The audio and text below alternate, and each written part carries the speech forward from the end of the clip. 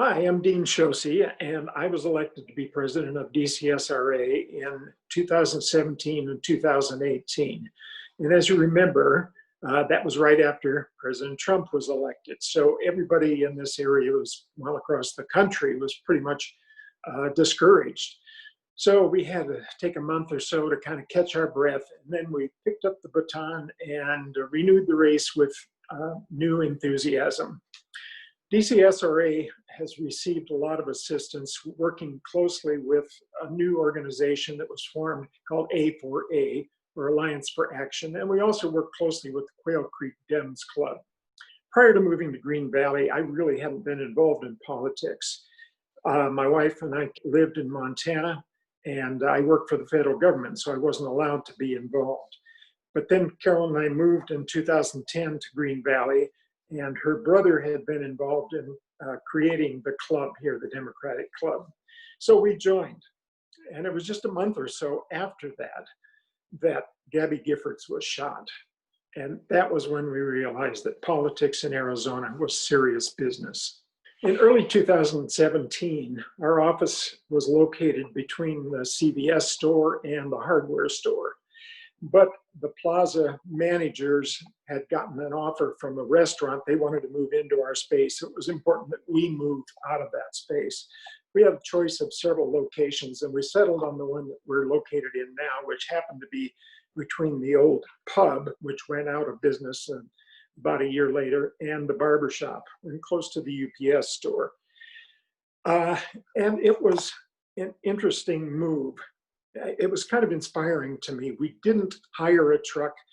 We started just carrying things across the parking lot. About 25 people showed up, members, and we looked like a string of ants going across the parking lot. We were carrying books and carrying boxes and shuffling desks across on rollers, and it only took us a couple hours to get all of that information over there. And after that, I realized that we had a team of well-qualified people that were goal-oriented. We realized that our new location was wouldn't have as much walk-in traffic, but we were pretty visible because we had that big sign across the top that said Democrats, so I felt good about that.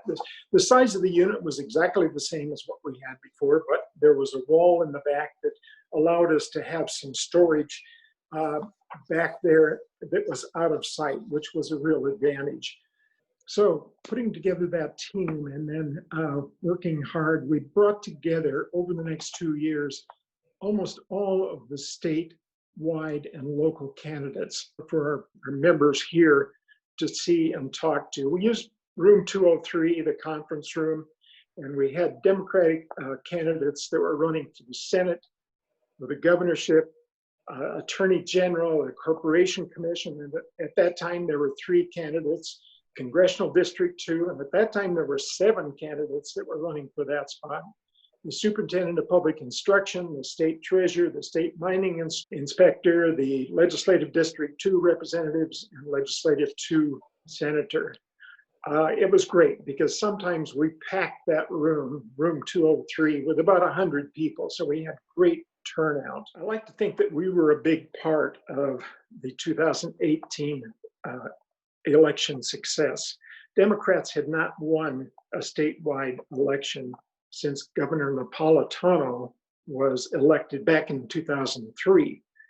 And yet we elected 5 major Democratic candidates to special spots that were statewide. Secretary of State, of course, Katie Hobbs. And as some of you might know, she is the one to succeed the governor if something happens to him. Superintendent of Public Instruction, Kathy Hoffman, and you'll be hearing a lot more from her in the next few months as we try to decide how to get kids back into school safely. Congressional District 2, Ann Kirkpatrick won her race. The Corporation Commission representative, Sandra Kennedy, and of course the Senate, Kirsten Sinema. So we were very effective, very successful. We also had presentations for all of our members on various issues like the media impact on the election and the election data itself, climate change and gerrymandering and dirty money. All of those issues were put forward in front of the members. All of the candidate presentations were put on video and made available on the web. Also during those years, during that time, one of our talented members, Myra, put together a new DCSRA website and a new Facebook page. So we really raised our level of interest out there in the community. In addition, a number of our members participated in demonstrations in Green Valley and in Tucson as part of the Women's March, and also on the March for Our Lives. Also, we had a number of special occasions and fundraisers, things like dinners and picnics. You probably don't realize what a gem we have right here in this office. Actually, we are the only Democratic club in the state with a year-round office. And because we have an office here in the plaza, they allow us to use the conference room upstairs. And that's really important as a place for us to gather, because if we had to rent space like that, it would be probably $350 every time I did it. During the time of COVID-19, it's really impossible to gather folks together for a fundraiser. So we hope that you'll remember DCSRA and not only continue to be as a member, but also throw us a little extra financial support when you get an opportunity. We need to keep our office doors open, and that costs us about $2,100 a month just to do that. I want to close with this. A number of years ago, I ran across these words, and they've really stuck with me. We make a living by what we get, but we make a life by what we give. I think it's critical that we give as much of ourselves as possible from now until November, and then get out and vote. So remember, vote blue, wash your hands, wear a mask, and stay well. Thanks.